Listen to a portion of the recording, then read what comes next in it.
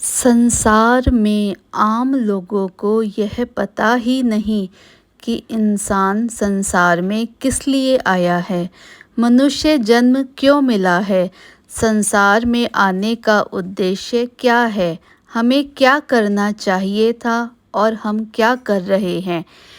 इससे जीव स्वयं नहीं समझ सकता।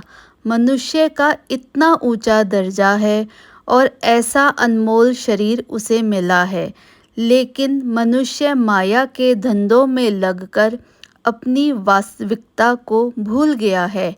इसका सारा समय इच्छाओं व शारीरिक सुखों में व्यतीत हो रहा है। जीव को शारीरिक आराम, शारीरिक सुख व इज्जत के सिवाय और कुछ भी याद नहीं। सारी भाग दौड़ व प्रयत्न केवल इंसान शारीरिक सुखों, मान बढ़ाई व मोह माया के लिए कर रहा है।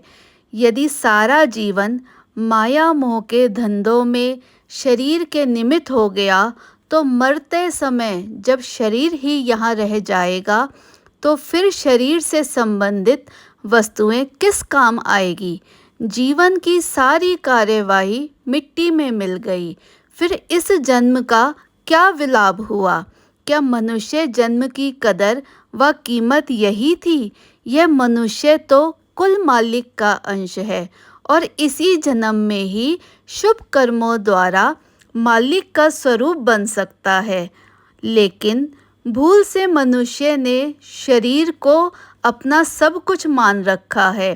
सद्गुरु ही जीव को जगाते हैं कि ए इंसान, तू जाग और स्वयं की पहचान कर कि तू शक्तियों का भंडार है, सुख शांति का भंडार है, तू मालिक का अंश है, तुझे मालिक से ही मिलना है।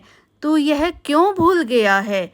यदि तुझे अब याद ना रहा तो फिर पछताता रह जाएगा। सुखों का भंडार होते हुए भी तू दुख भोग रहा है। रूह अपने परमात्मा से मिलने के लिए व्याकुल है। तू उनसे बिछुड़कर कमजोर मत कर अपनी रूह को।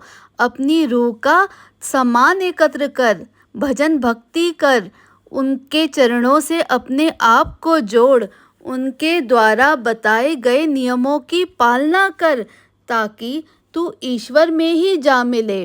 तेरा इस संसार में और कोई अपना नहीं है, केवल उन्होंने ही तुझे यहाँ भेजा है।